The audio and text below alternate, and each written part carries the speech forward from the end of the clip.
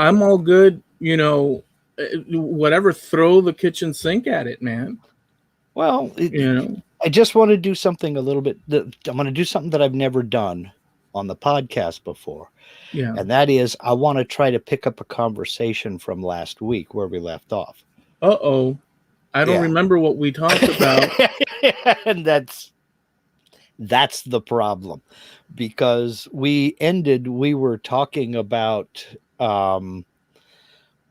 conspiracy theories and stuff like that, which is why I picked up on that word conspiracy for the title to this week's episode.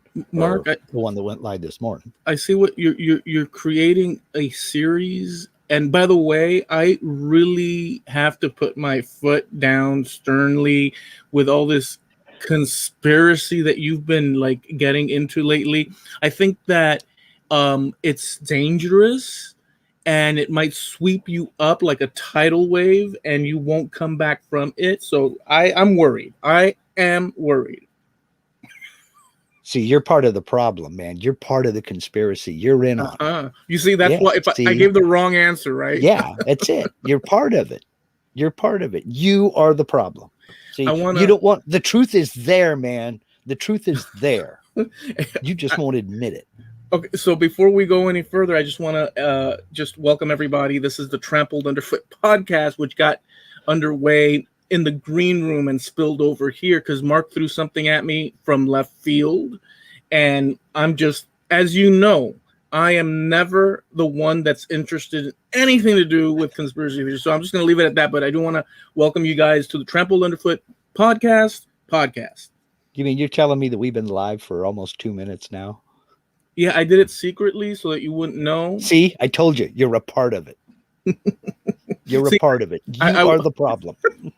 I wanted everybody to see, okay, that you've done the old switcheroo for months now and thrown the whole conspiracy book on my lap and ran with it. And now I'm branded. But in truth, this is a what do you call it? Like this is like a double whammy. Yeah, this is a double mind Jedi thing here that we're doing. It's a Jedi mind trick, Right. Well, no, basically what was going on last time, you mentioned the fact that our most popular video on the YouTube channel, our most popular episode, of the podcast, is the one that was titled Rendezvous with the Lizard People. And it is the truth. It's the most watched. Now, how much of it they watch, I don't know, because we both kind of, even though we did have a back and forth discussion about it, we both kind of poo-pooed the idea fairly early on, but we kept discussing it. And you got me to thinking about it. And we finished up last week. We were talking about conspiracy theories in general and how they propagate and everything. And it reminded me of something. And I said, I'm going to save it. I'm going to save it for next week. I'm going to save it. I don't want to get into it now because we were already late. I remember you saying that. Yeah. So I saved it for this week. Well, in the words of Lindsay, may the fourth be with you. Yes. May the fourth be with you. Well, it's the Schwartz. It's the Schwartz. That's it. The whole thing about conspiracy theory, and I've been listening to these kind of things for years because I used to really find them entertaining.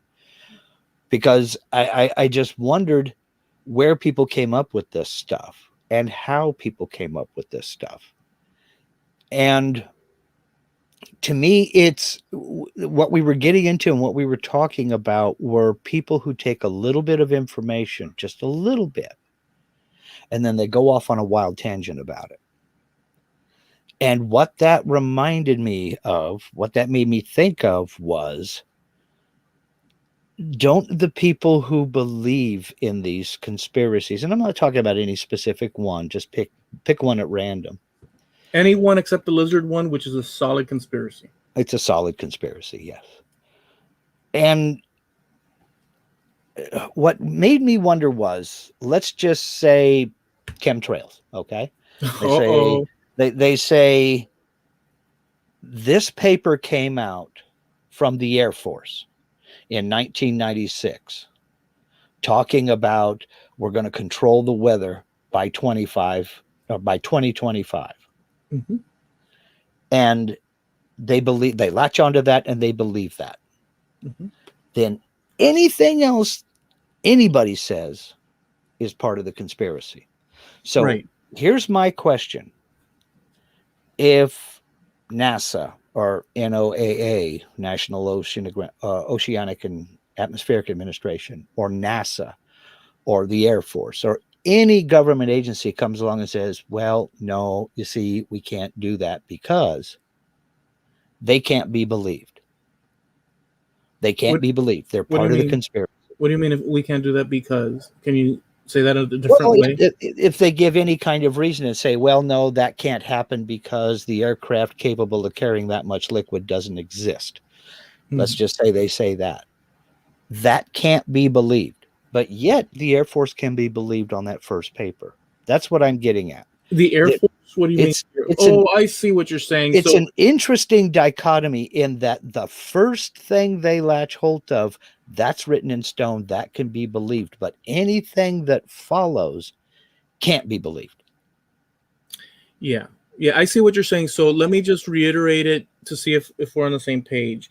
So years and years, decades ago, the government has a white paper. It comes out, and it becomes public for some reason, or it gets passed around, and then people suss out a sort of conspiratorial thing, and then years down the line, as the government tries to make the correction or the perception correction, they say, well, look, no, that one paper, and here's the explanation to that.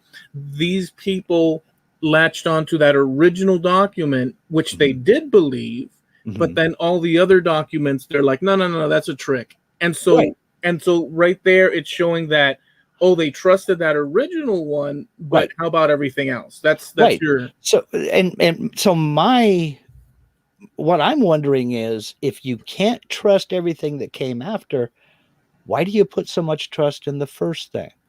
Let's go back to Roswell, New Mexico. The headline said, a flying saucer or UFO or whatever they said.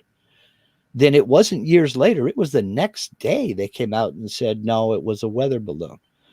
The flying saucer was true, but the weather balloon was false. Huh? That just doesn't make sense to me.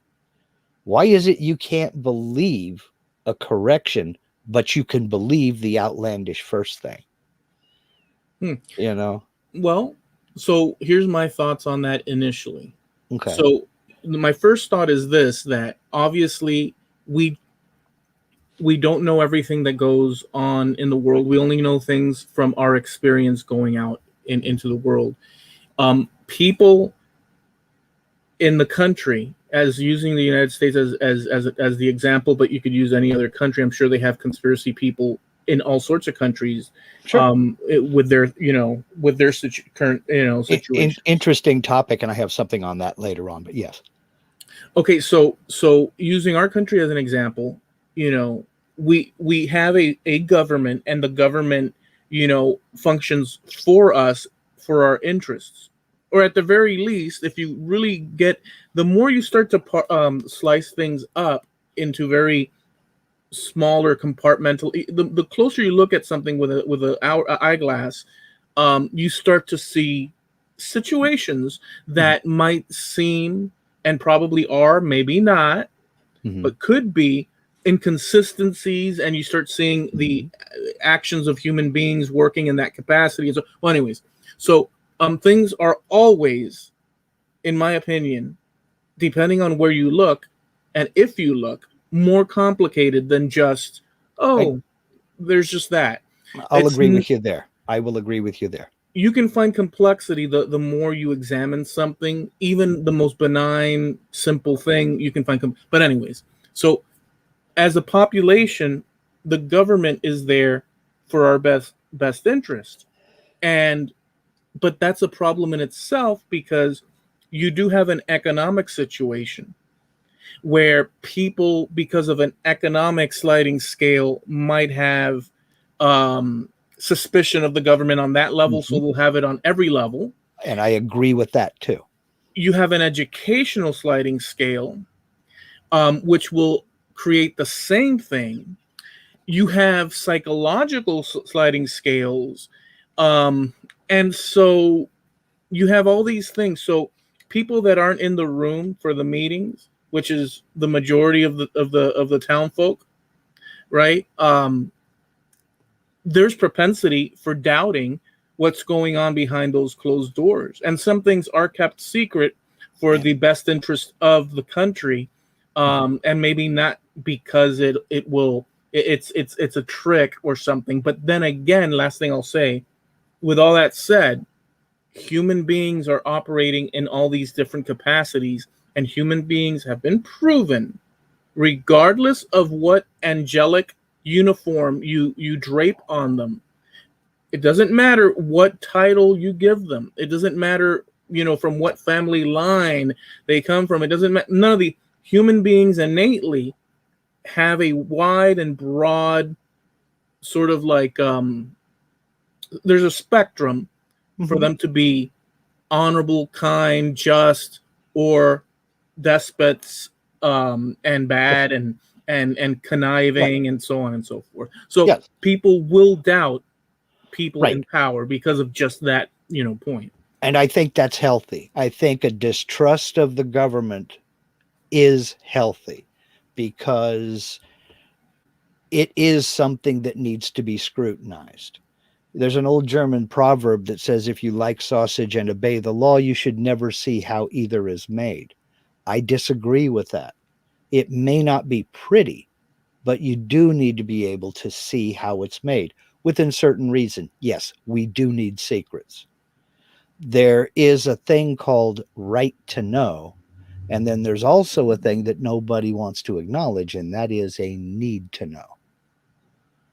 So just because you are a citizen doesn't mean you have the right to all the information that the government has or collects, but you do have a right to know the information that affects you personally. There's a balance in there. Now, a good distrust of a healthy distrust of the government, I think, is a healthy thing. But the question is, before you go on, what defines for you, because it's for you, because it's not, what is a healthy distrust of the government? Just not being willing to accept everything they say as gospel. But I mean, that's across the board. That has to be an even thing. It has to be across the board. And the reason for that is why? Because I want to see what they mean. Show me what you're talking about here. And 99% of the time, I'm satisfied with the evidence. Not always. And I'm not saying that everything I see is good and pure, because that's not the case. We all know that's not the case. Oh no, dude. So, but and I'm saying that like if I know, but my point is, it's across the board. If somebody from the State Department tells me the sky is blue, I'm opening my window and I'm looking for myself. I don't automatically believe. And that's what I'm saying. Healthy skepticism, I guess, is what it would be. So, but but again, it's across the board. You can't just latch on to one little thing and say, oh, that's the gospel, that's the truth. And anything that comes after that has to be a lie.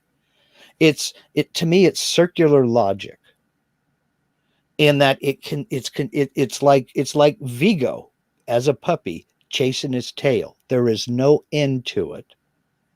And you have to after a while, you have to start to wonder what the purpose of it is.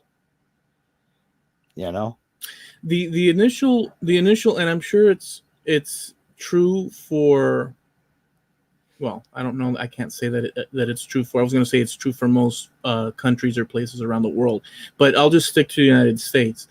The initial concept and idea, and it's more complicated than that, but just generally speaking, that people liked and accepted, or it evolved into, was that you're the master of your own castle. the leave me alone doctrine, as I'll call it. Each man is his own, let's say, sovereign, for lack of a better word in this case right now. But people act in their individual interests, and they go about their business as long as they don't cross, their neighbor's front. All these things that we've learned to agree on in Western society.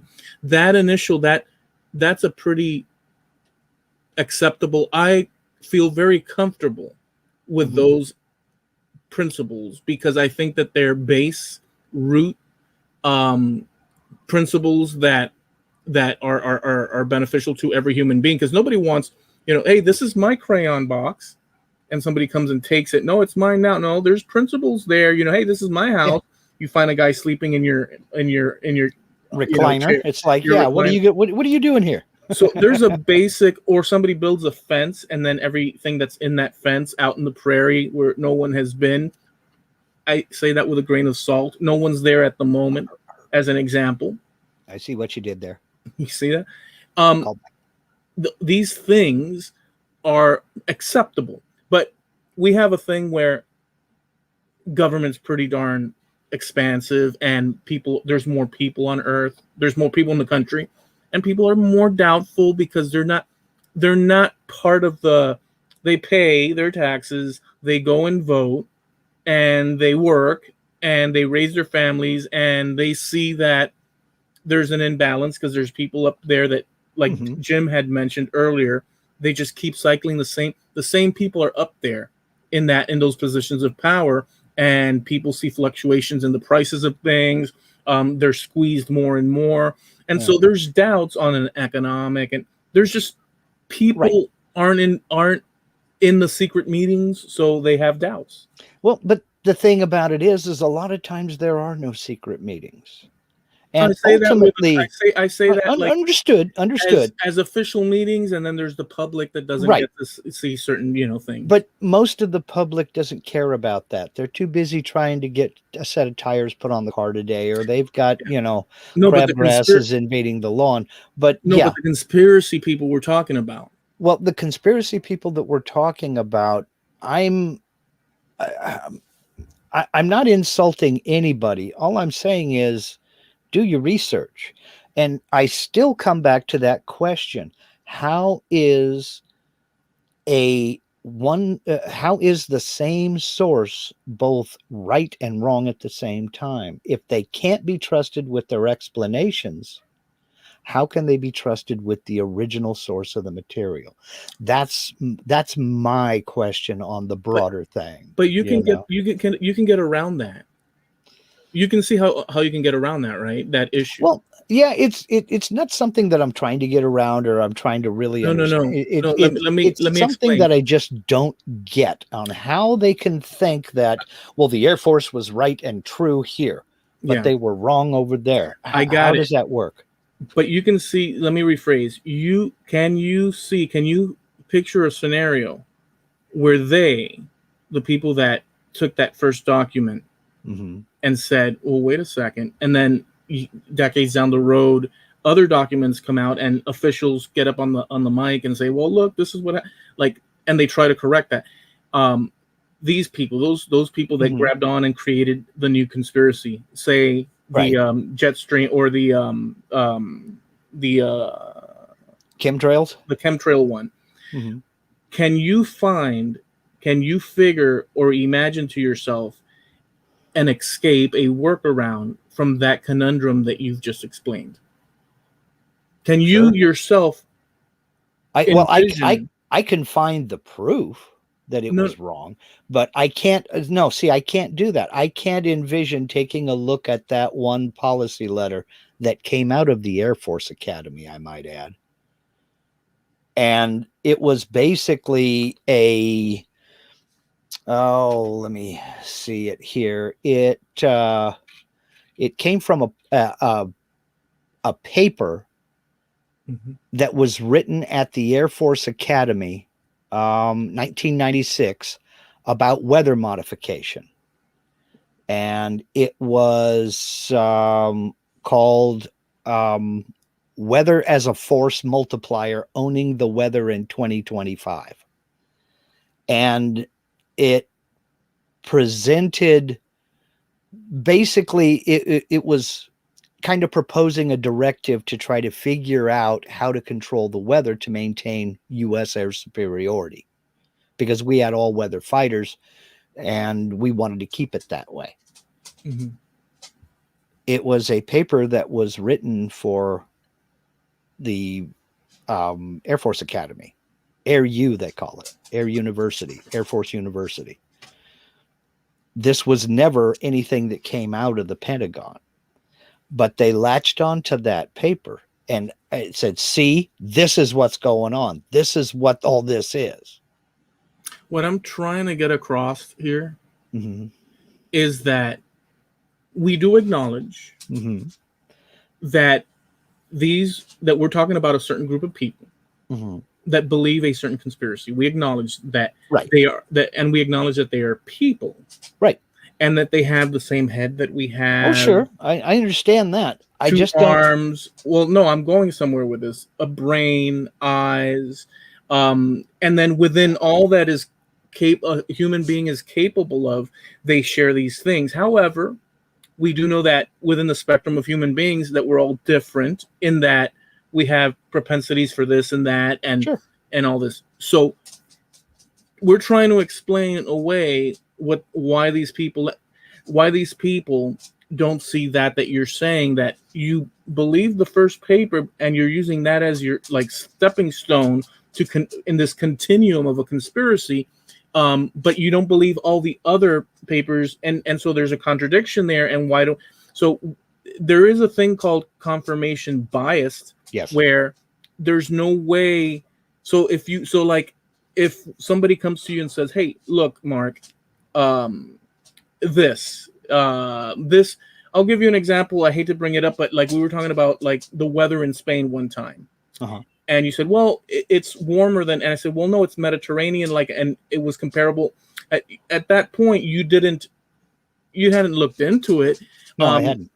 But prior to that, you assumed, but you didn't look into it. So what you did was, when we had that thing, you actually went and looked at it. Oh yeah, look, it has the same climactic thing as Oregon, and this and that.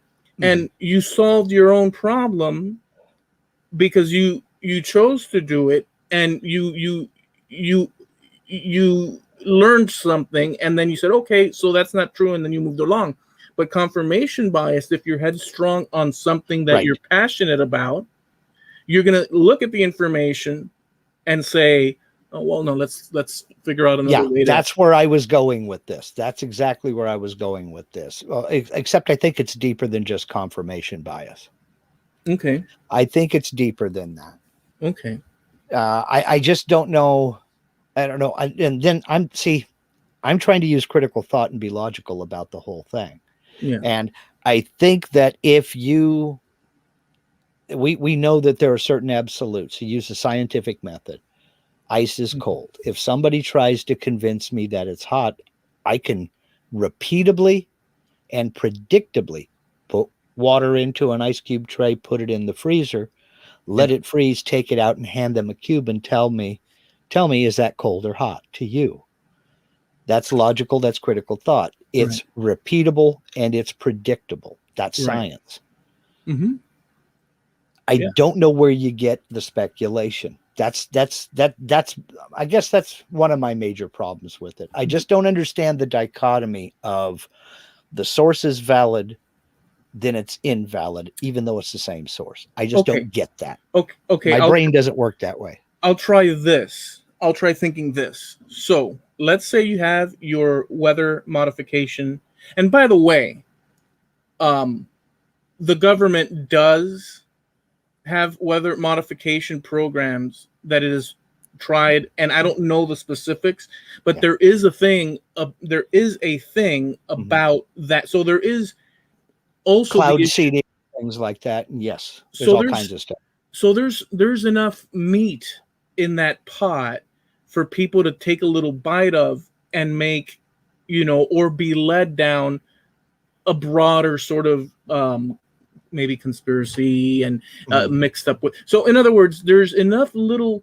So if you write a book and you say Herbert McInerney of Bora Bora, he lived a life in solitude, and he wrote this biography, and he walked down to this train station. If you start creating a story Mhm. and people come and read it later, you've created a character and people latch on Mhm. to it, like Star Wars and this and that. There's people that believe that, like, love Star Wars. I don't know if that they think it's real, but they That wish it was, and that that was a wishing. that was a documentary. Oh, was it? That was a documentary, yes. Well, what I'm saying is that you can create themes and stories, and people just love it so much. I mean, Yeah. heck, you were talking about Harry Potter and the Harry Potter movies, which I haven't watched them in a long time, but I did own a couple of Harry Potters when they came out in DVD. I Mhm. like that, so I Mhm. enjoy that. But there's a big difference between enjoying something, being a fan of something is a different level, Mhm.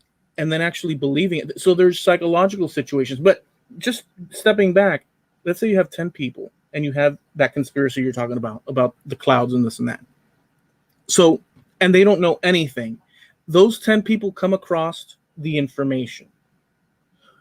Some of them come across the information on a YouTube video. Others, they're bookworms and they read it. And others are told about it in passing.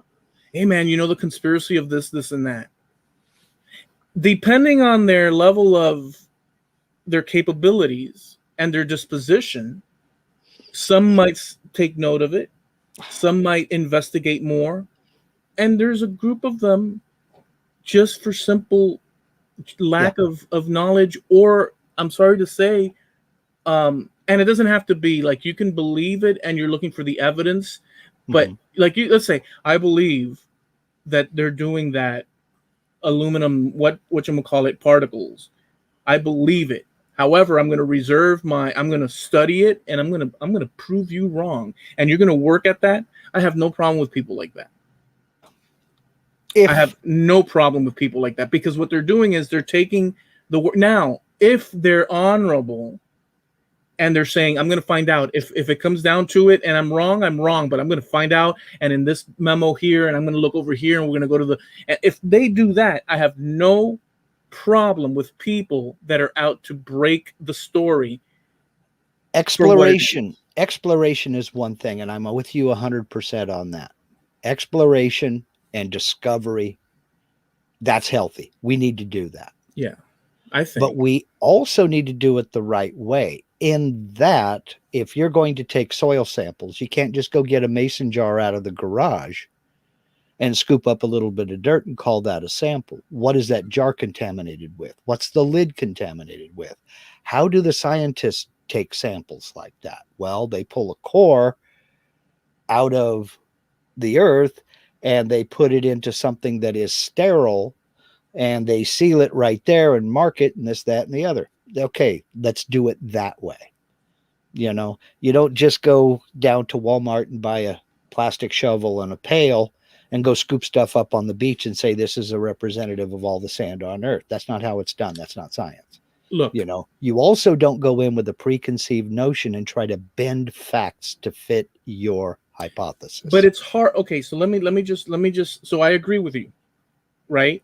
But the problem is that exactly that you said. Exactly. How do you catch yourself? Because it's very subconsciously tempting to sway. We do it all the time with things that are less important. It's Yeah, it's you're it's right. it's convenient for human beings as the entity functioning in this world.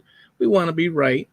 Some Mhm. of us are more humble than others. Some people might, there is a sort of sliding scale, but in general, everything I did today, whether right or wrong, I cleaned the countertop. I used a certain product. I changed the trash in a different way than I usually do.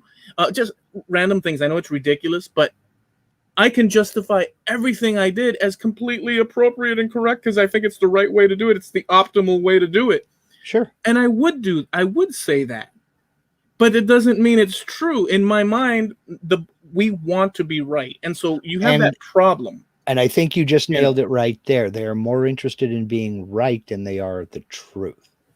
So that anything, and that's why I say you can't go in with a preconceived notion, then bend things around to fit that preconceived notion.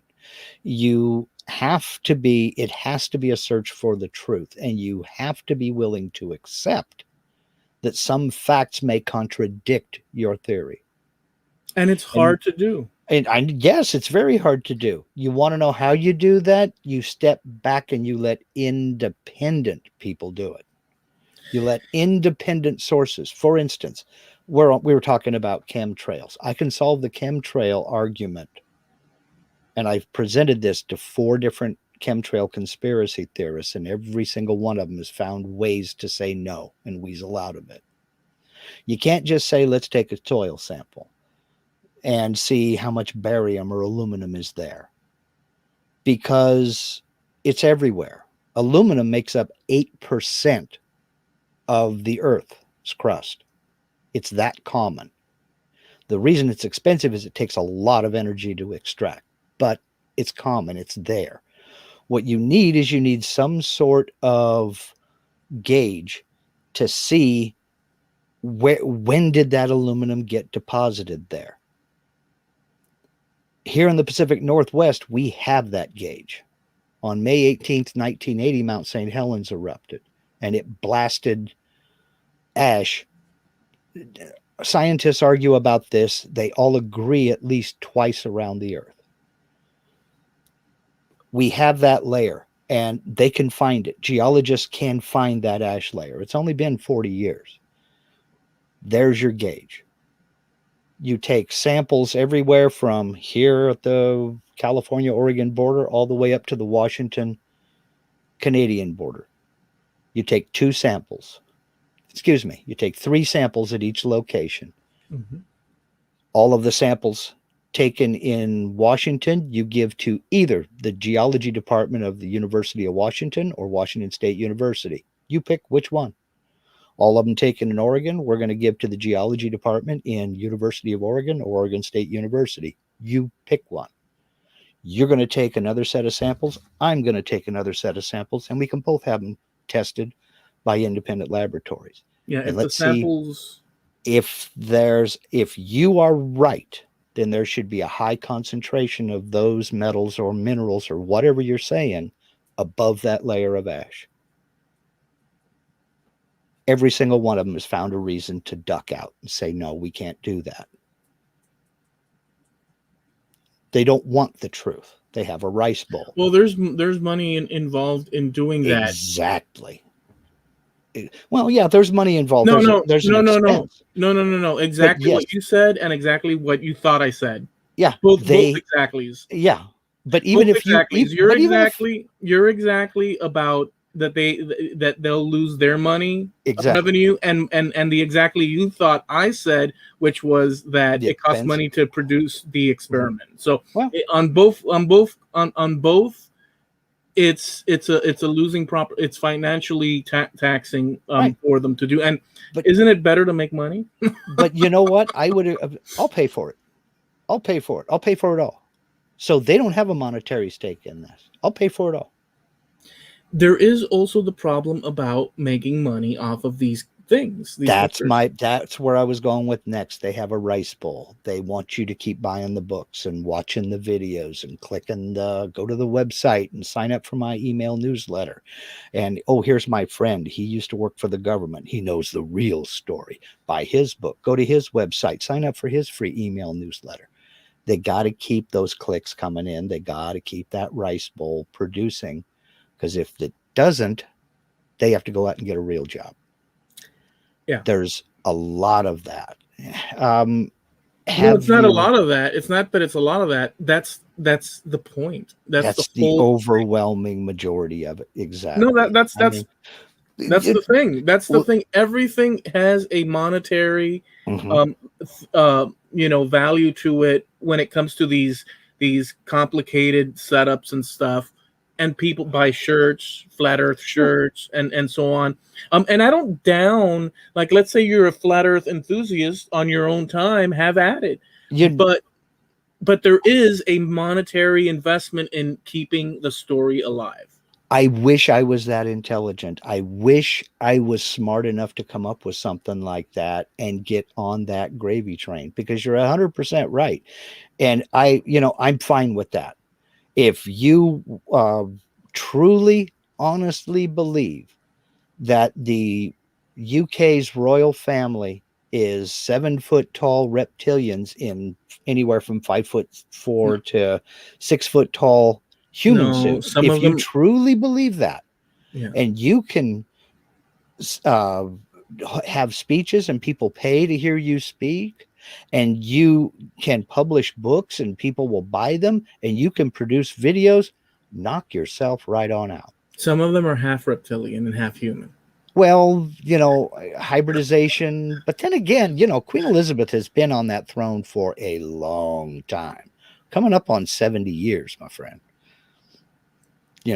She was coronated in 52, coming up It, on 70. So maybe it's there a is big, something to the reptilian thing here. it's a big problem that if you look at, so there's no way to prove it unless you capture. It's just, it is what it is, dude. And Yeah, people, I mean, it's I mean, there were, before knowledge and technology increased, there were all sorts of crazy things, like people burning other people at the stake right, with the excuse of them being warlocks and witches, as an right. example. Um, and I am sure that the excuse was used in some cases on people that were not, not wanted around anymore in some cases, or as scapegoats to Right. control a certain Well, population. I mean, just the whole idea is the whole idea in my, and this is a conspiracy in itself. I believe it's all, everything's bull crap. I'll just say, and you could say this is a conspiracy, but I see the psychology of everything uh, in my mind. And by the way, from my limited vantage point, it's the conclusion I've come to. Everything is a ticket stub to go into the circus, from a ticket stub going into the circus all the way up to everything you can imagine. It's a monetary exchange. It's a control exchange. It's a one more warm person to, say yay to your endeavors. It's all a swooshing around of population of people, individuals, to get them into your favor so that you can get your gig going. And there's money involved. There's word of mouth, right. propaganda. It's everything. Sure. All of it. All of it. Well, Everything is bull crap, in my opinion. and a lot of it is. I will agree with you on a lot of your points there. It's all. And here's the thing. Here's the sad part about it: is it's 100% temporary. And that is It's only apparent. gonna last as long as you live. I've always had the thought that, especially doing all this genealogy and stuff, if you go back to Roman times, that doesn't have to be Roman time. It could be going back in whatever you want. All those people with those conspiracy, governmental, and I'm using the word conspiracy in a different sense Sure. now, but just the plots involved in their lives and the struggles, and yeah, that one over there, we got to cut their head off, and then let's go march over into this village and this and that, and let's all these people over here, and all these, they were on about all sorts of stuff, and at the end of the day, they're all freaking ash. What a freaking, so did Yeah. you have to, so I understand, right? I get it. You have to battle that battle. Did you have to go and level that town? You got your thrill at what point? Like, it's all so recycled, and I get it. It's history, and it's really, when you're reading it, it's awesome. But it's like all so recycled, and then you have the one bad guy with the pencil thin mustache. It's always the same bull crap. I can get anybody, and see, in that respect, you can jot me down for conspiracy. Anybody can come to my door selling whatever, and the answer, or by the phone, or anywhere, and my answer is always no. There's no story that they're gonna give me. I mean, unless the thing is so I need it. So it has to be like, hey, sir, this is the gasless hoverboard, and it's yours for 50 cents. You know, if there's something like that. But apart from something that radical, there's nothing. They can't come knock on my door and say, hey, sir, would you like to join our? No. Sir, if buy two for and get three for no. My new model of car, no. The answer to everything is no. It will be no today. It was no yesterday. And by the way,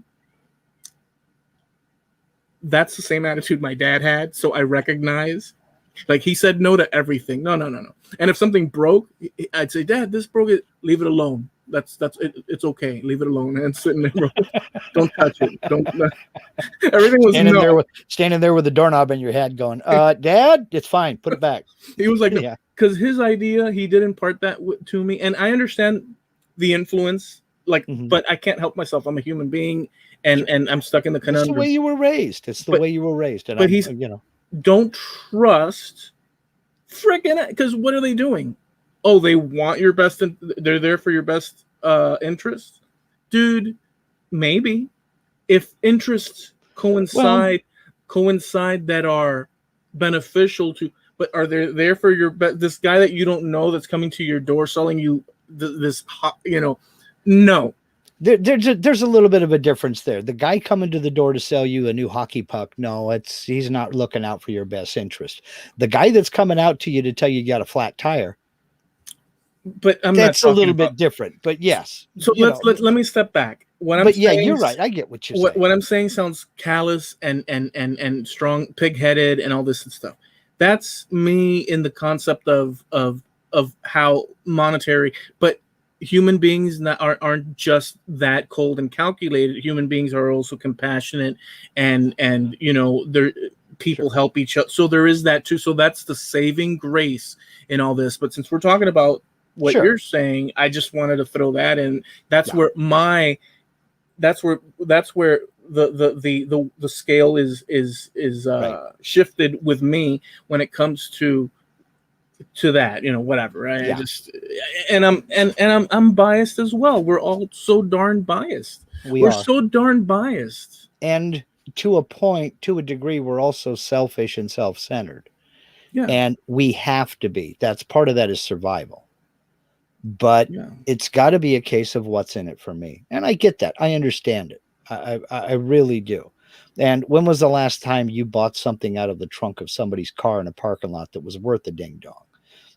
I don't think it's ever happened. So I'm with you on that. Don't be knocking on my door. I'm not interested. I mean, look, man. So there is, on the other side of it, the saving grace that human beings are caring and compassionate, and they really are selfless in many ways. So there is that aspect. But we're talking about people that are conniving, and so look. So there's a kind of person that, and this is my opinion. I think I'm right, but I would say that. Otherwise, you wouldn't have that opinion. There's a certain kind of person that's always been around. And it's the kind of person that is bad. Mm-hmm. And there's different types of bad, but there's a certain type of bad that uses a certain technique. And I've seen it throughout my life. And if there's one thing I could impart to someone else, a young person that's not come into their own and might be taken by this bull crap. There's a type of person, and I can spot them now pretty far away coming down around the block. But there's a type of person that what they do is that you enter their little area, their domain. It could be at work. It could be among friends. It could be in a business scenario. It could be in many different scenarios, but they operate in this fashion. Number one, you're a threat to them. Yep. You're not really a threat to them, but in their minds, because of their psychology and whatever the heck is going on with them, their distrust and the way they were set up, their ethics, I don't know. You're an enemy to them. You're a threat to them. or a challenge to maybe there's a girl involved. So they want to take you out. And their technique is the following: make everybody turn against you. And the technique is as follows. I'll give you one example. When I was working in the casino, the guy, he newly came from Cuba. In his brain, I'm the enemy. I'm the other guy with the slick back hair and I was skinny back then and stuff. And he went to all the other people little by little. I found out later, and started telling lies and contradictions. And I saw reactions starting to change all around me little by little, and I didn't know where it was coming from. And I was like, holy smokes. And then I found out there was confrontation and all that. He was using a technique. I had not done anything except be pleasant to the guy. But unbeknownst to me, he had spotted me as a threat.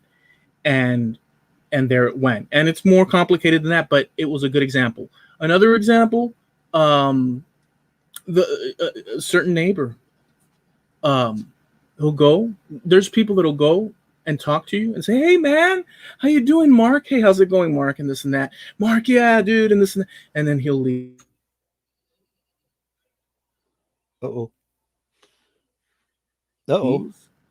What happened? Did I freeze? You froze up, yes. Oh crap! Where did it freeze?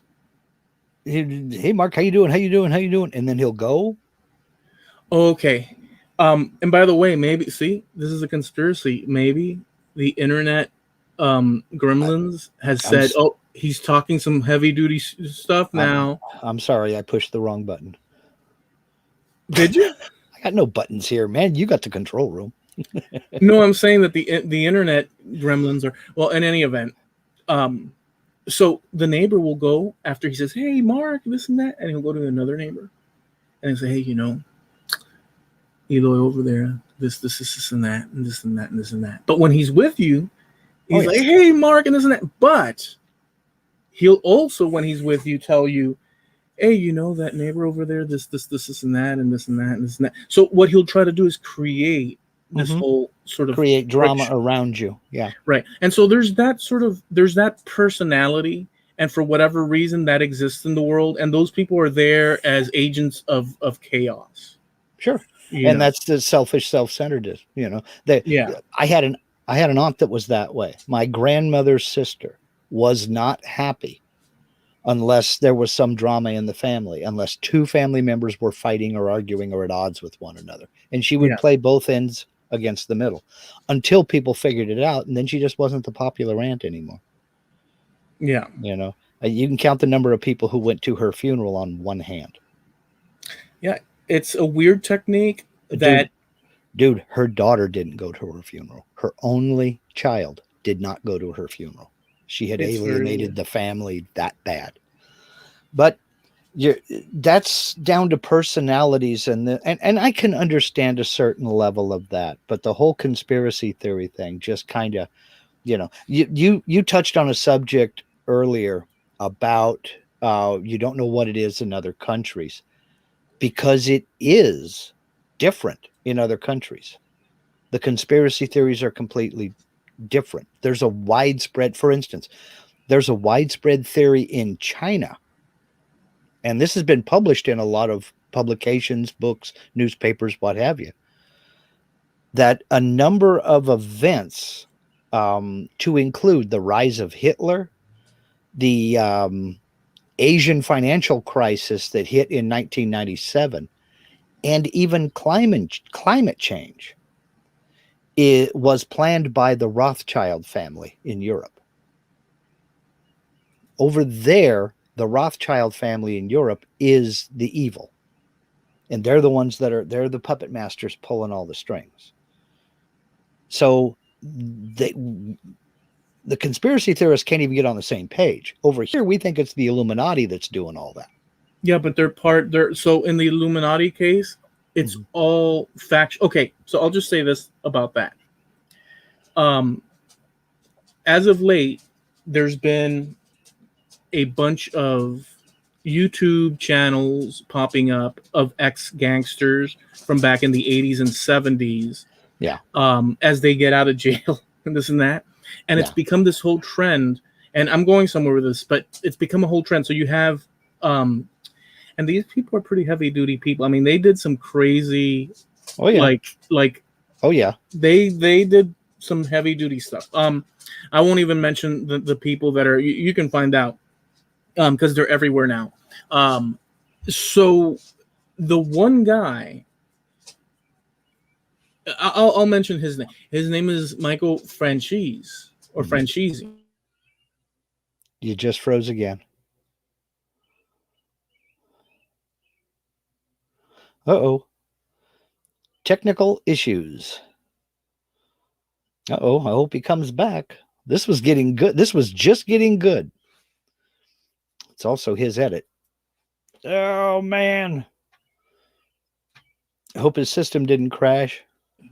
And I can totally hear you the whole time. Okay, there we go. Yeah, you froze up and then you reloaded. You got as far as Michael Franchise. Yeah. What I don't know what the heck is going on now, but I heard you the whole time.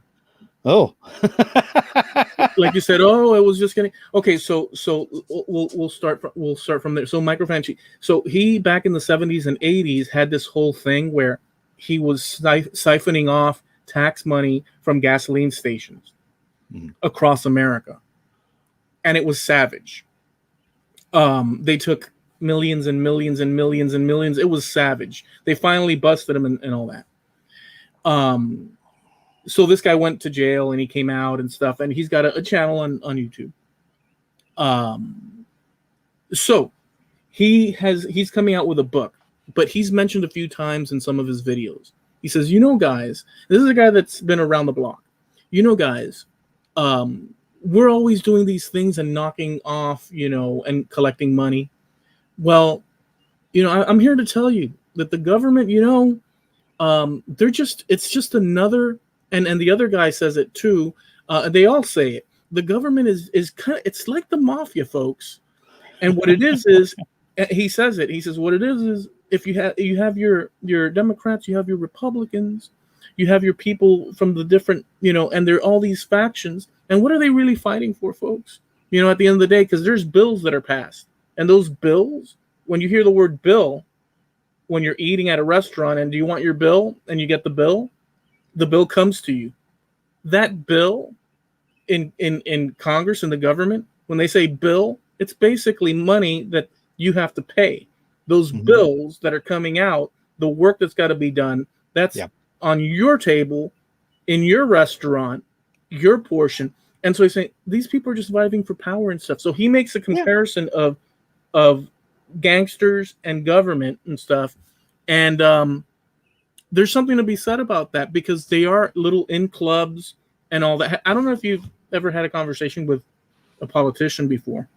A couple, yes. And it all does come back down to power. And that's what makes the world go round. It all does come back to power, but it's different all over the place.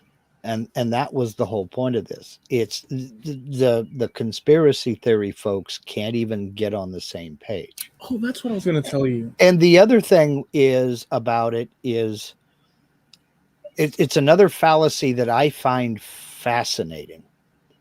In that all of these conspiracies seem to work.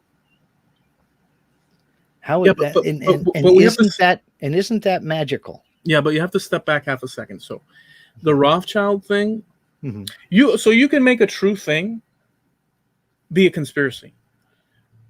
You can make a historical event excuse me, be conspiratorial. You can Okay, I'll give you an example. So I'll give you a perfect example, and this goes to the Rothschild thing as a conspiracy or not, or this or that, because they were involved in the politics and finances and wars of the time in Europe.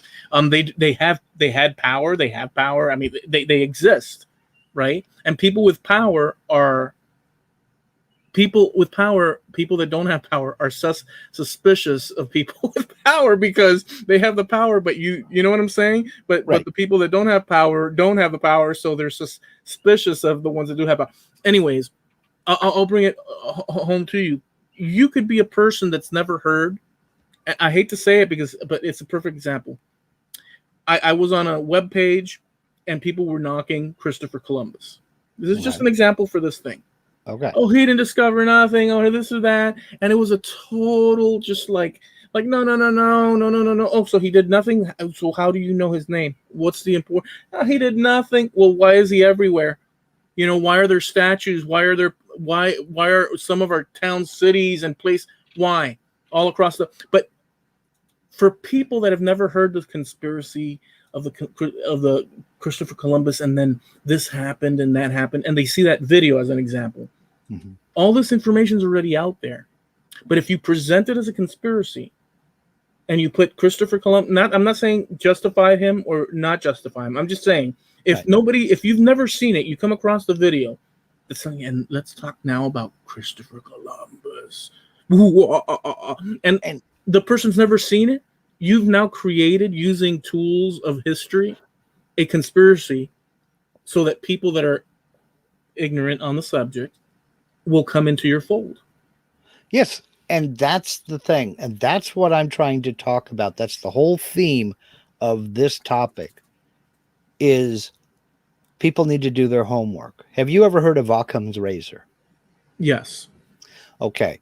So you know that Occam's razor is I don't believe basically, you don't believe in it. No, I disagree with it. Not in every, so I disagree with it in certain cases. What do you believe it to mean? That the most likely or obvious thing or story or evidence or conclusion is probably more than likely the answer. Okay. That's not quite. Okay. It's not quite. Okay. When presented with competing theories about the same thing, one should select the solution. The easiest.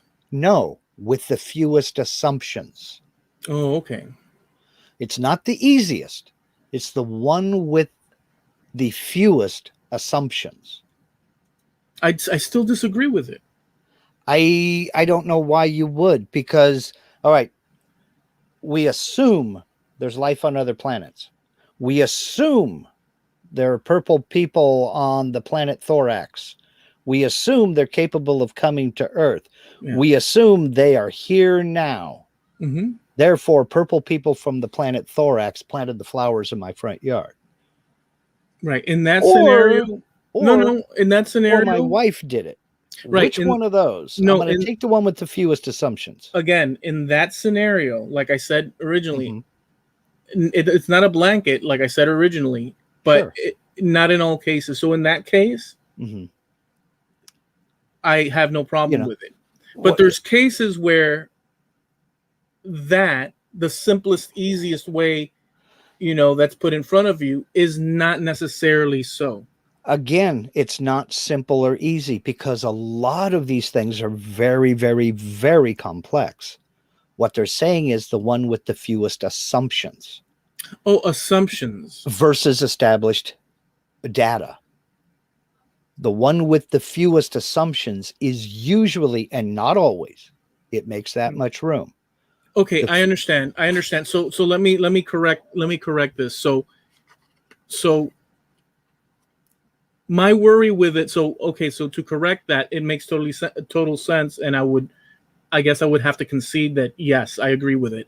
However, I have an issue with people using that as a crutch to not look at information. I agree. In other words, it's the emperor, in the den, holding the lance, and he strikes the rod on the floor and says, "It's the end of the conversation, folks, because this is all the information we have. It's nicely packaged," and then somebody comes with. So I'm worried of people using that as a stepping stone to, again, it's one of many factors. And again, it doesn't claim to be 100% right. It never has. And that's why it used it. That's why there's qualifications in there, usually. Okay. And it's the fewest assumptions. It's not taking the easy way out. It has to be with just assumptions. Right. That's exactly what it But wait a second. No, wait a second. Hold on. But the one with fewer assumptions is the right one. I think it's more complicated. Go ahead and find it. Go ahead and find it. Okay. Let's see what it is exactly. All right.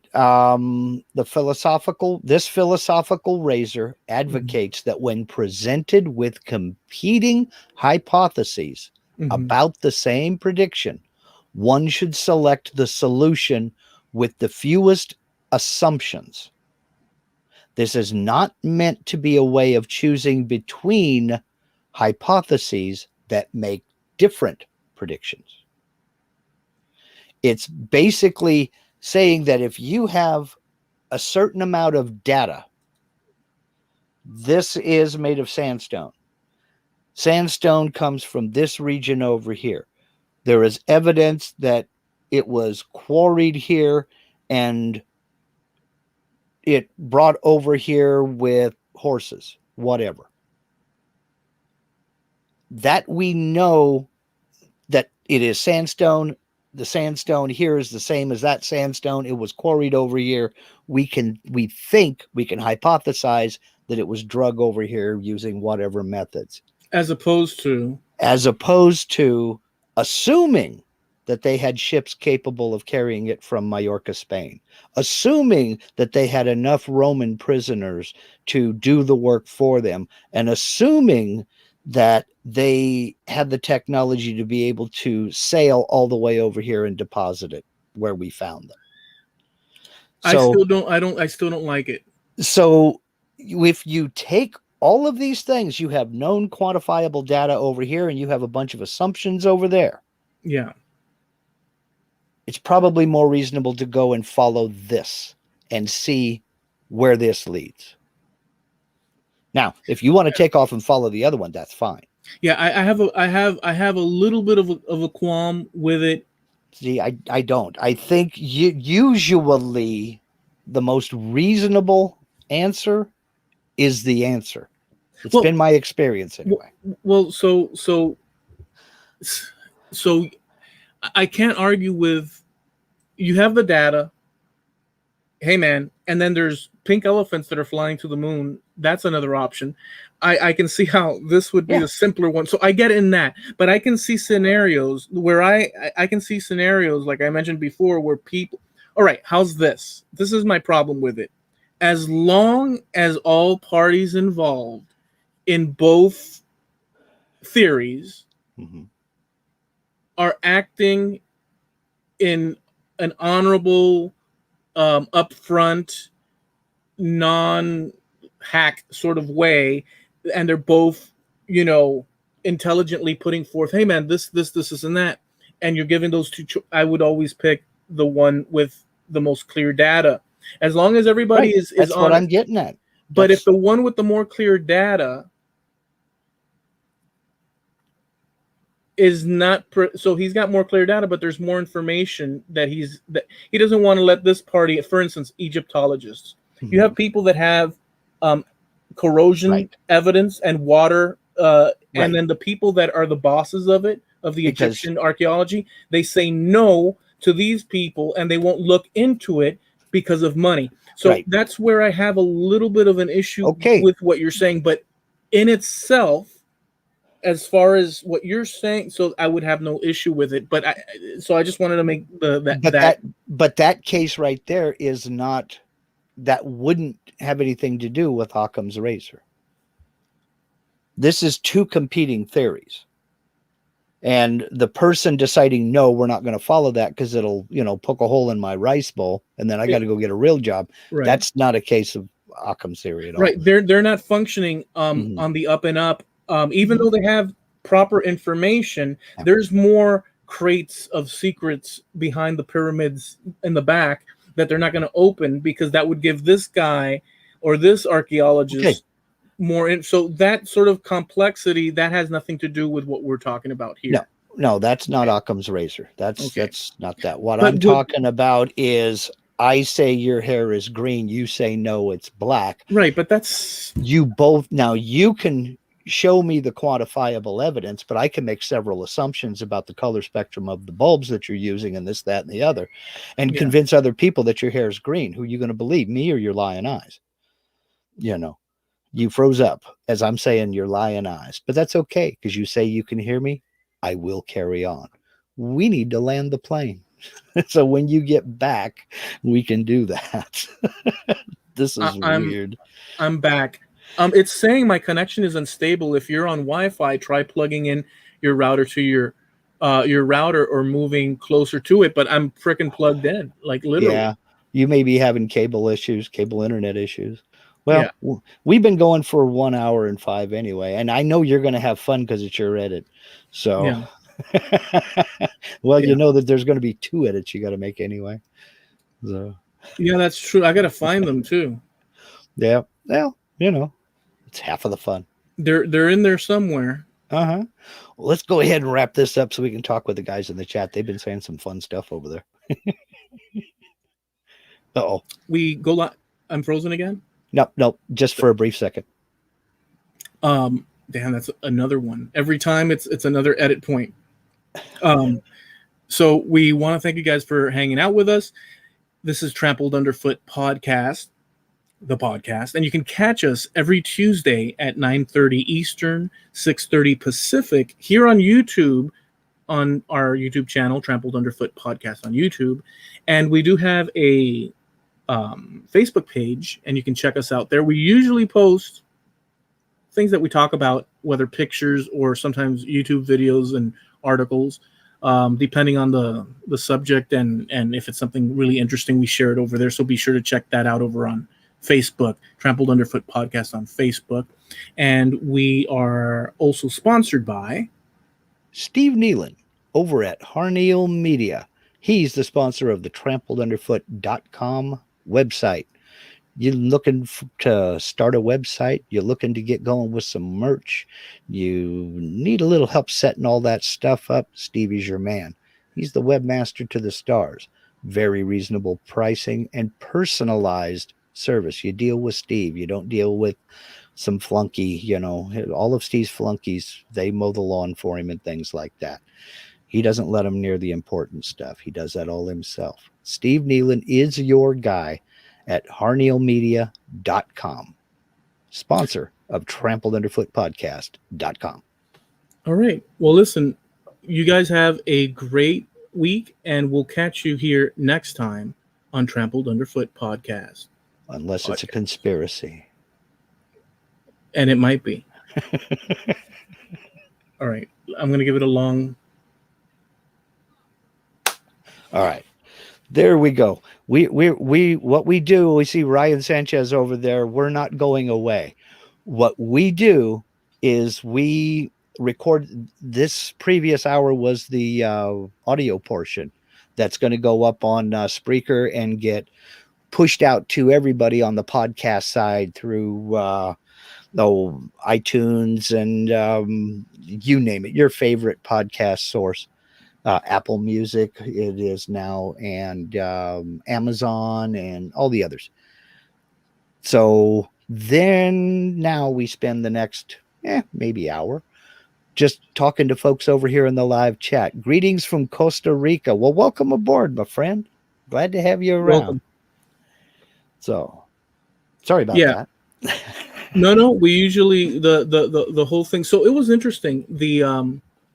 The Arkham's Razor thing. So I have no problem intrinsically with it, but I can see the bad actions of people in that scenario where they say you must not pass, because we have a control of the narrative. But you get that on both sides, whether Occam's razor is used or not. All Occam's razor is saying is, when you're presented with 2 different hypotheses for the same thing, the one that makes the fewest assumptions is probably the one that's going to turn out to be true.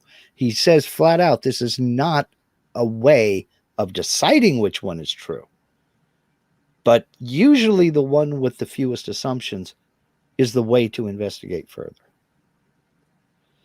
So, I mean, and when you look at medicine, That's what they do every day.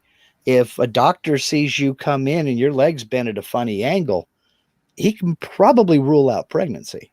Well, yeah, so that's used every So, day. That in itself. However, in this conspiracy world, mhm.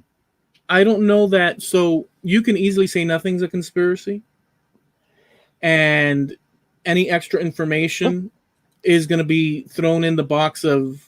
So Well, you see what I'm saying? The context also of this. I don't know why I have a slight. there are different definitions for the word conspiracy. It depends on where you're putting it.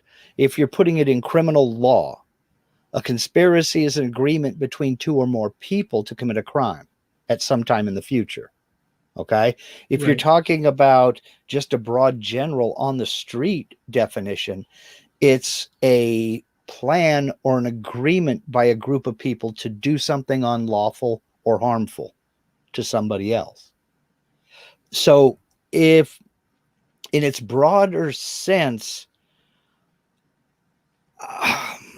life is a conspiracy, it's well, I hesitate to say conspiracy, but two people deciding that they're going to go on a road trip, they're probably not planning on committing crimes. But if one of them pockets a Hershey bar, is that a conspiracy? Right. I Or mean, or how about this? So I don't even know if it'll. So this gentleman is from the government. mhm, He was voted into office, mhm, and he's been working there for 15 and a half years, and people keep voting him in. This mhm. is a solid. And then this group is saying, yeah, but he's a criminal, this and that. Or now you have these two competing things. If Yeah, they have evidence, right, if they have no evidence, right, then they fall flat. But if they right. have evidence, And that's all I ask for. and people are still shutting his mouth down because that evidence doesn't comport with the reality Right. that they want. But No, I get it, but they're shutting down this extra information that would change this into a more vivid picture then that because of is a convenience. conspiracy. Then that is a conspiracy because they're Right. withholding information that could condemn or exonerate somebody. That is conspiracy. Right. So, but when people here on this straight and narrow line, um, and most of the time it's for practicality because they don't even want to be bothered. Yeah, they But don't want to look it up. That's the when thing. because and why would they? Right? It's at the same. But when these people say no to these conspiracy people saying, "Can we add this extra information to the fold, please?" And these people are saying, "No, no, no, no, no, no, no, no, no, no, no." Um, all that's doing for them, they're just going on about their business. But all that's doing for these people down here is stirring the pot and inflating the. You know what I'm Right. saying? It's creating Fanning the more. flames. Yeah, Yeah, it's fanning the more flames. Yeah. as opposed to just going and annihilating the truth of the matter. It's fanning the flame. So yeah. Yeah. Yeah. Yeah, Rick French says, "Is that why I still haven't seen the Bigfoot that I've been searching for 50 years? You just ain't looked in the right place, Rick." I'm with you. I'm in the Pacific Northwest too, and there are Bigfoot people around, and there are people who just personally, I find it very unlikely, but I'm not going to say no. I mean, yeah. Pole Barn, he says, I hide in plain sight. Yeah, and maybe that's it. Maybe the homeless guy you see pushing the shopping cart isn't homeless. Maybe that's Bigfoot, and he's figured out where to get food and not out there, eating raw trout and blackberries. The Yeah. best place to hide from your enemy is right under his nose. But that's true though, right? Yeah. Like I mean, I hate to say it, but politicians are in the limelight all the time, and some of them Well, are in the limelight and they do notorious things. well, but see, I put politicians in a different class. I don't think one people are superior to another, except politicians, and I rate them just under lawyers. Everybody, we all admit, we tell the jokes, what do you call 5,000 lawyers at the bottom of the ocean? A good start, but thank you. But who do we elect? We elect lawyers.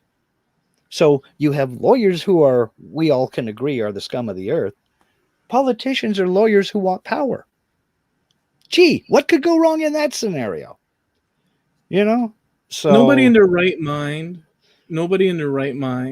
well would go and apologize. I don't know. It's just the whole thing. The idea of knowing or even attempting to sort of make a whole group of people make laws for a whole group of people is so screwed up. That's why I think the ancient Greeks had it right. And I've talked to you about this before. They used something called saltition. The politician you cannot trust is the one who wants to get elected. If you want the job, I don't trust you. Saltition is free of all those issues.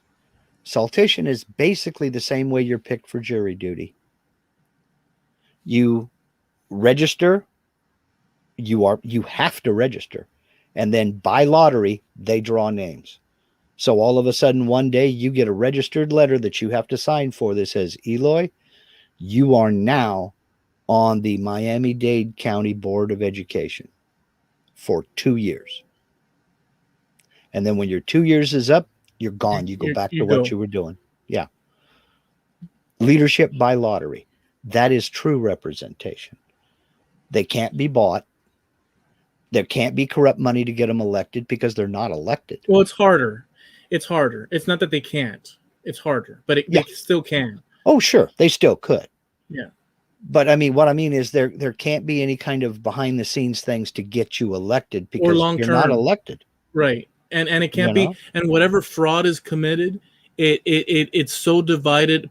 The power is so divided up into smaller chunks that what happens is that it's not a long-term corruption. It could have disastrous effects for the time served if somebody breaches that and manipulates a politician, but it's less damaging than someone being there for 15 years. Well, yeah, you are in there for a certain amount of time. In their case, it was 2 years.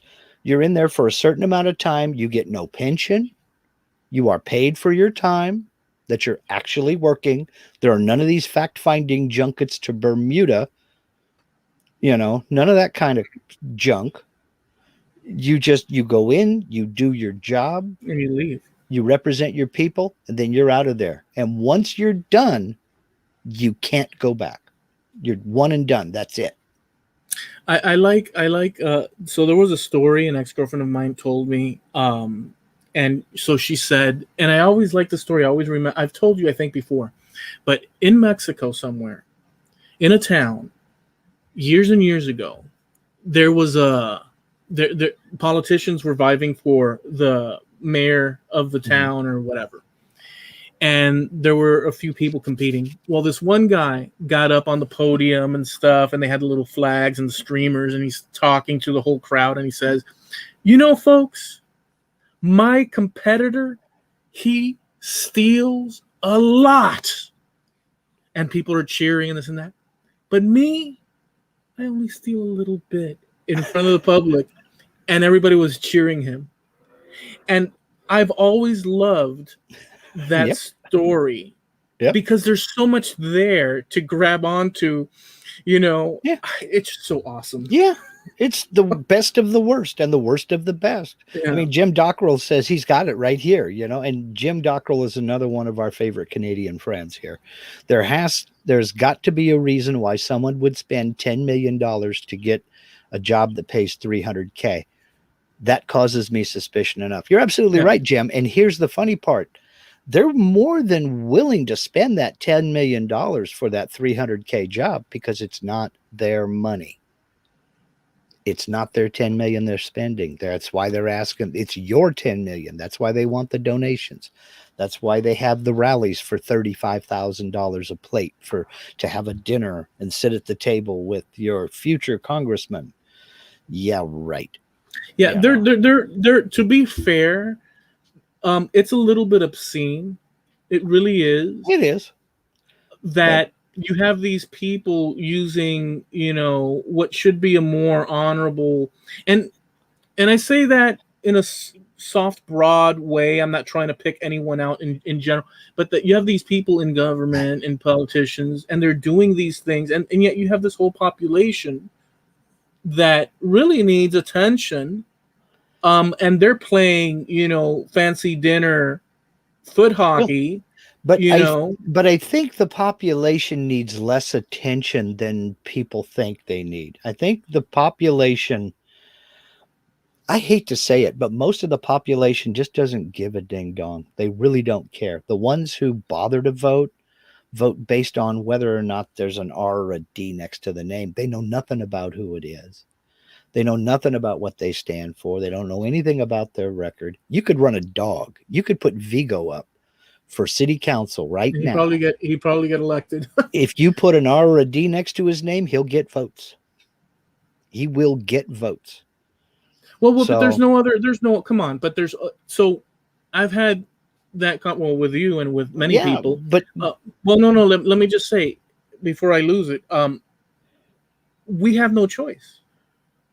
we have lots of choices. No, hold on though.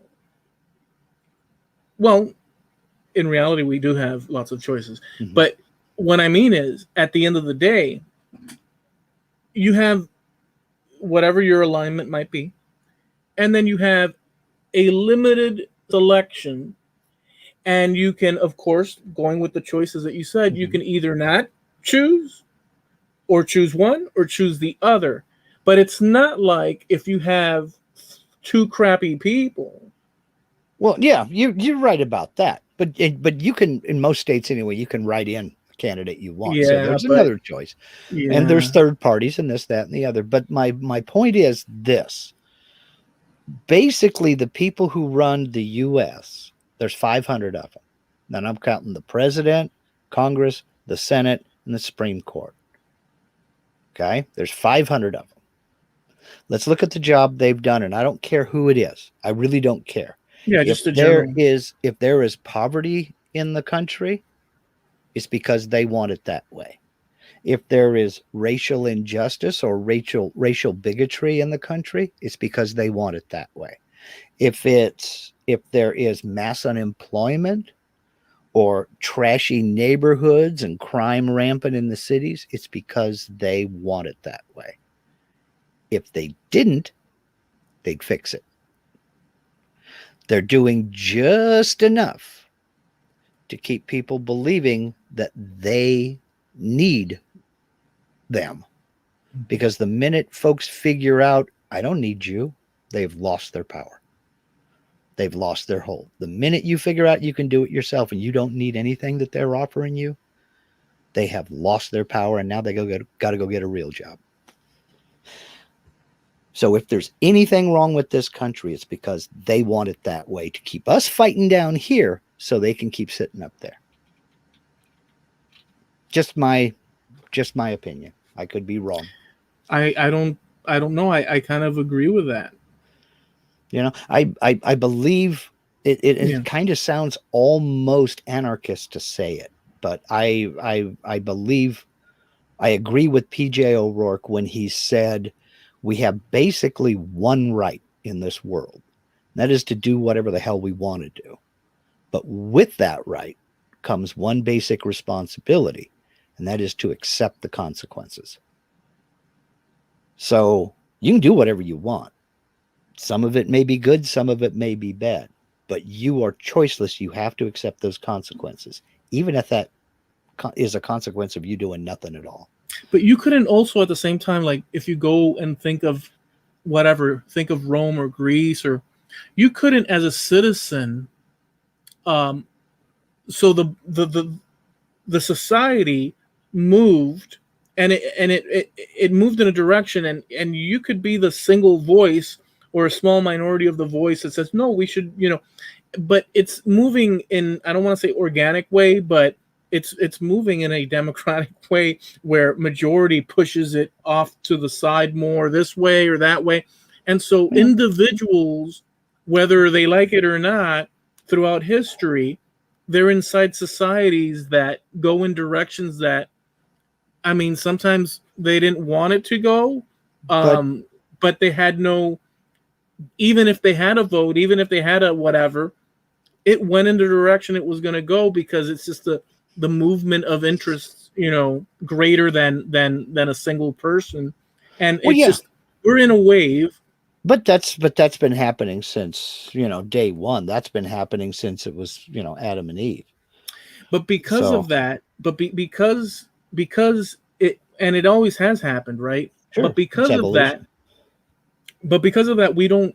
Um, so we do our little part, but Mhm. the whole ship is going in the direction it's gonna go, Right. and it's too complicated a thing if you don't have, in our modern times, the financial back. For instance, the propaganda and ads and all that influences people to go one way or the other, and that's why that Sure. money's there. We all know this.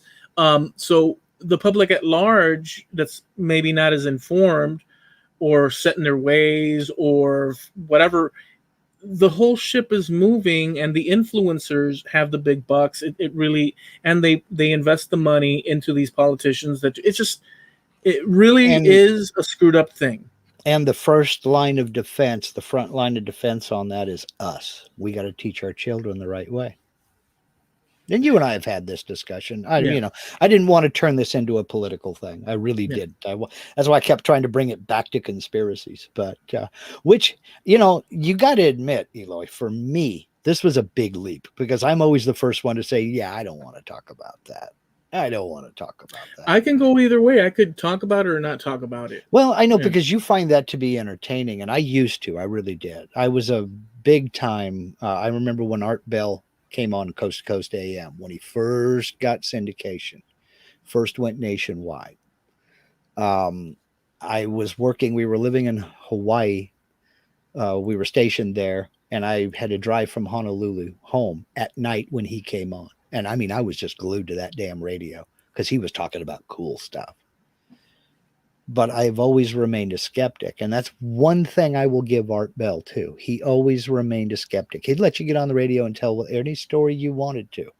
But he had the talent. His number one talent was to ask you the same question 15 times in a different way to see how many answers he got.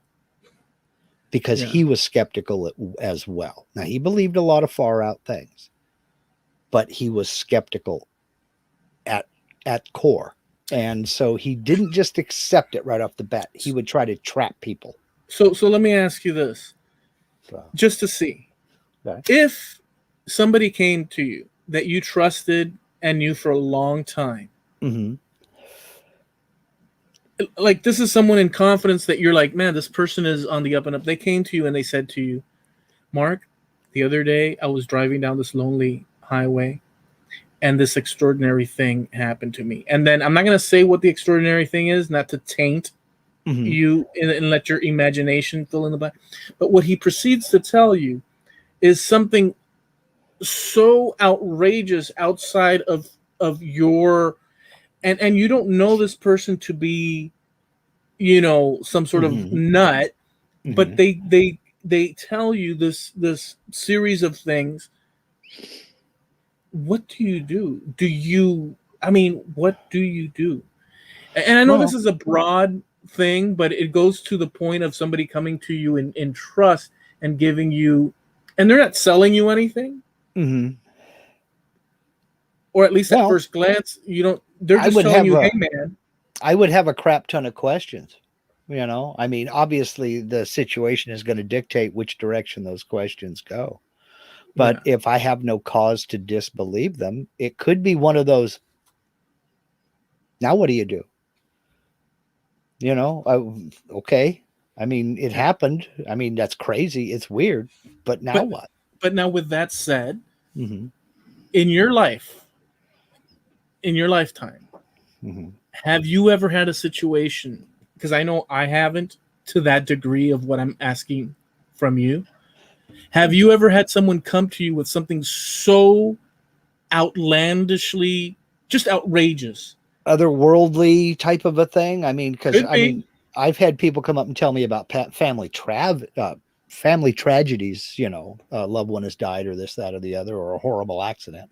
Okay. But nothing otherworldly or anything like that. No, not really. I mean, Okay. Yeah. now we've all sat around the campfire or had a sleepover with friends and told ghost stories and crap like that. Yeah. And some of us have made them first person, and some of them have made it a friend of mine did this. But no, I've never really had anybody come up swearing they saw Bigfoot. Or now, I have to take that back. There was a friend of my ex-wife's father. He swore up and down he saw Bigfoot, but I didn't really know him, so it's not a person of trust. He was just one of those guys that was occasionally around. He was a friend of her dad's, and it's like, okay, fine, whatever you say. But You just let it slide. I'm not an argumentative guy. I'm not a confrontational person. You believe you saw Bigfoot? Great. Have I ever, so I'm in the time you've known me, have I ever brought you something outlandish or anything? Obviously not, because I know that I haven't, or that you might have. No. I mean, we do have different experiences just simply by geography. I mean, I've been Steven Spielberg to death here. If I lived in an area where there were alligators in the river, I'd never go to that damn river. Forget it. Yeah. The whole time we lived in Hawaii, the reason I wore a swim mask was I was on the lookout for Jaws. Hell yes. Because I know when you get in the water, you are no longer the top of the food chain. So, or Yeah. you go out in some woods, you're no longer the top of the food chain. And I don't go to those woods either. There's a certain amount of self-preservation I take. Don't be an idiot. So, but other than that, I don't think you've ever come at me with anything that was too out there. We've both had goofy stuff happen. We've both witnessed goofy stuff. We both have witnessed things maybe we can't explain at the moment, but it's not like you were beamed aboard and Scotty gave you a rum and Coke and sent you home. I mean, Have I ever, so in your mind, from the conversations that, and be honest, whatever it is, what is my level in your mind? Uh-huh. And by the way, it could be in line with the truth, or it could be just your perception of it. We don't know. I mean, I would know from my vantage point. Sure. How conspiratorial am I? I think, just my opinion, I do think you look for the bad guy where there normally isn't one. But I think that comes down to living in a big city your entire life, because you have to be on defense all the time. Where wouldn't there be a bad guy in general? Well, I can walk down to the mailbox and, No, but come on. But where wouldn't there be if you throw in? That's the thing. You're on the lookout for the bad guy, and I'm not. I'm willing to give people the benefit of the doubt until they give me a reason not to. I'm on the lookout. You're right. I'm always on the lookout. And you know what? I got relatives in Southern California that are the same way. They have to be. That's how you survive down there. Because there's a lot of predators, and there's a lot of people out just to take advantage of you because they have the anonymity of a big city. You pass people on the road every day that you're never going to see again in your life. If I were in the woods or in a more appropriate country setting, I probably would let my wig hair down, and relax a bit. But that's in that scenario, because at that point, you have to be really passionate about screwing my life up if you're going to go visit me in the country. And if you're that extreme, you deserve a little credit. Well, I'll give you an example of that. Linda's sister. Hi, Janet. I know she listens most of the time. they basically grew up in Southern California. And she moved to Florida. She lived in Jacksonville for several years, and then she moved here from Jacksonville. Well, she goes down and she visits. She's got a brother, and she's got two daughters, and well, one daughter lives in Southern Cal, the other lives in Texas. But there's family down in Southern California. And when she leaves here, she's got the Oregon laid back small town mentality. But when she gets back, you can tell she's got a little bit of the Southern Cal attitude back, where she has had to put up defenses.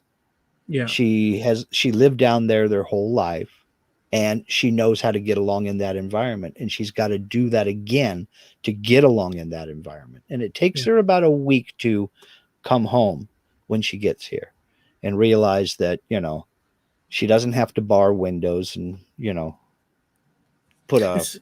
You don't know what's going on. See, here's the thing. In your mind, you know how you operate. Mm-hmm. And you know the limits of what is correct and not. Mm-hmm. If you have 10 people around you, you have 10 variations of a human. Sure. With maybe similar, very close to you in behavior. But let's multiply that.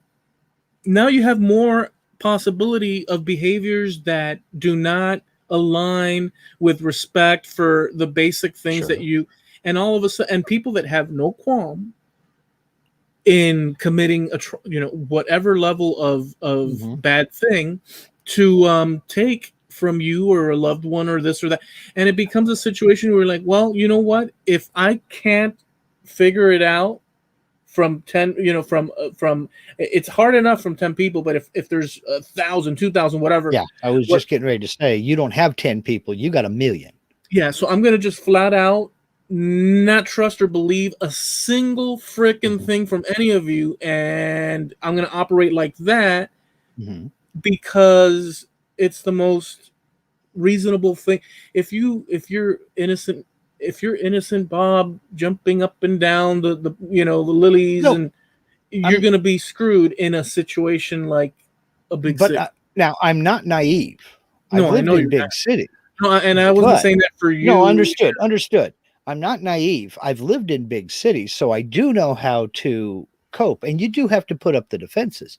But then again, I don't automatically assume that the guy down at the Circle K is trying to screw me out of 50 cents when I, filled up and grabbed a soda.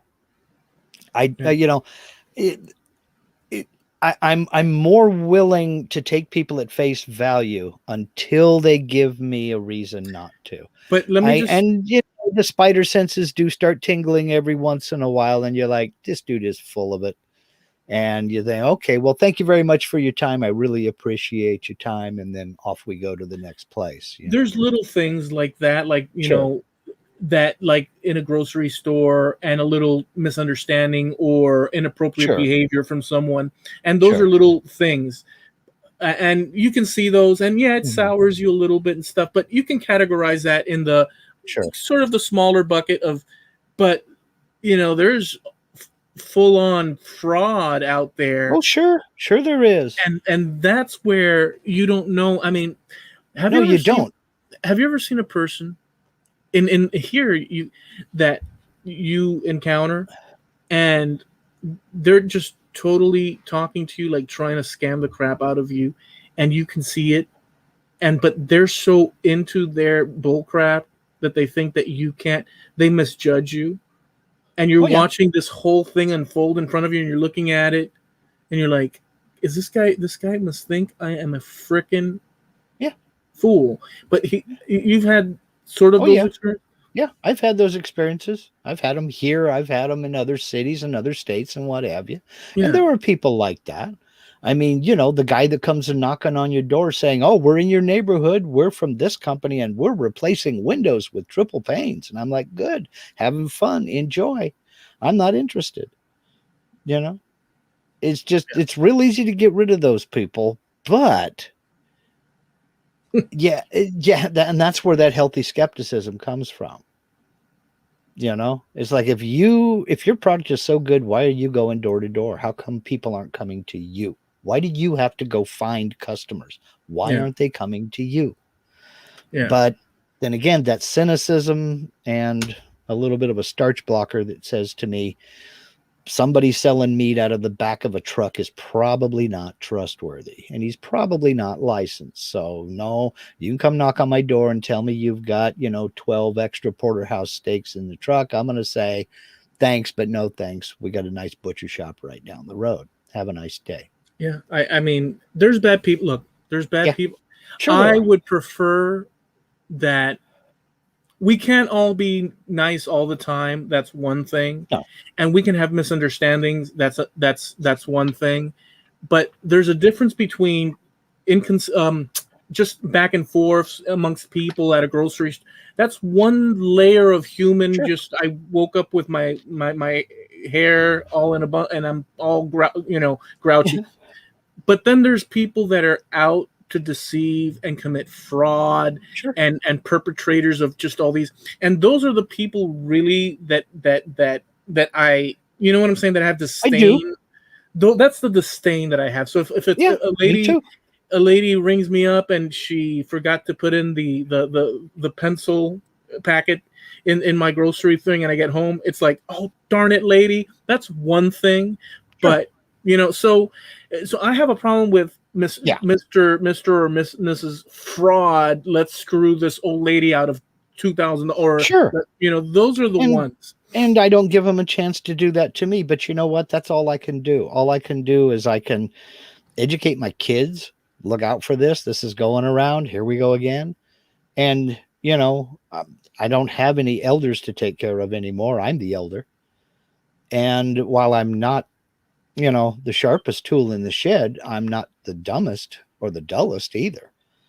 No, by So any if means. something looks too good to be true, it probably is. I'm very, very skeptical about this kind of thing. I want to say one last thing. I'm not joining Amway. I'm not taking part in a pyramid scheme. I don't care about the Nigerian prince. And, all this other stuff can just go away.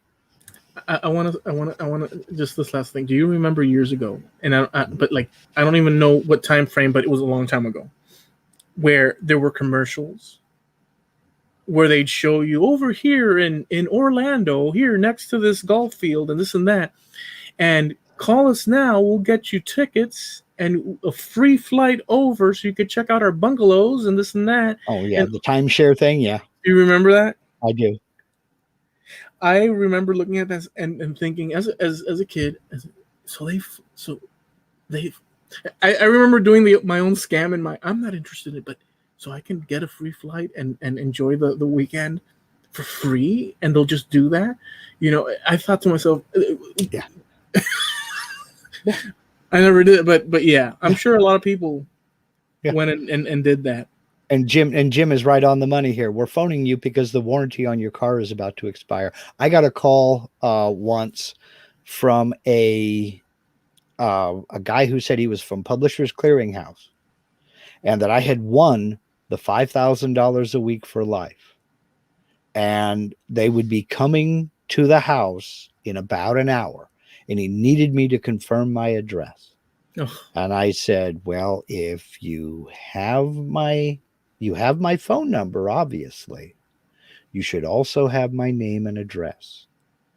I'll be home, and when they knock on the door, I'll have the biggest smile they have ever seen. So bring it on.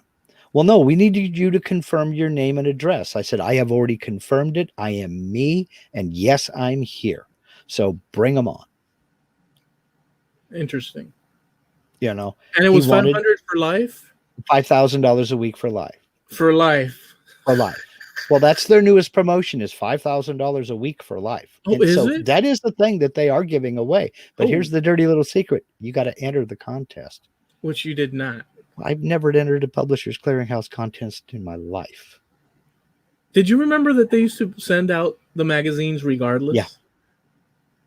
And I remember getting it, and I'd open it, and my mom was there and stuff. I said, "Mom, look," because all it said was "you win" and this and that. There was something to it. I said, "Mom, look. You think that we'll win this? We'll win." But I was a little kid. The magazine's saying it, Yeah. and so people want to believe things, Yeah. Yeah. And Jim is going down the list and he's 100% right here. We've detected a virus on your computer. Oh, have you? Oh, okay, good. Thank you. Play with it outside. Your ducts need cleaning. I'll be the judge of that, sir. Thank you very much. I have we have our HVAC system service once every 5 years, whether it needs it or not. There was a transaction on your credit card last night. I've been married for 33 years. I don't doubt it. The question is, was it me or was it her? We know our bank information. We can go there and find out. I'm not clicking your link. I'm sorry. It's such a horrible thing. But anyways, let's land the because I've got like breaks in this edit. I mean, why is it always a travesty? My edits. How easy? Wait, just a rock picking minute, dude. I've had a few marathon edit sessions myself. I don't want to hear that. But I got to admit, I got to say something. Last week it was my edit, and the reason it got to you so late is because I'll be honest, I didn't want to do it. It was a beautiful day. And I didn't want to be in here. I wanted to be outside doing stuff outside. But I was like, no, he's waiting on me. I got to get this done. But I would do about 5-10 minutes and I'd get up and I'd go outside and I'd do something out there and I'd come back in and do it and go back out. So it was a struggle. So it was a struggle. I really had to fight myself to get it done. Yes, Billy, you're late. And I hope you got a note because there's going to be a quiz. Yeah. Billy, there's too much to sort of put in the cliff notes, but we'll catch you guys next time. Listen, thank you guys for hanging out. We'll see you next Tuesday, 9:30 Eastern, 6:30 Pacific, here on YouTube, Trampled Underfoot Podcast. See you. Have fun. Take care, y'all. Thank you.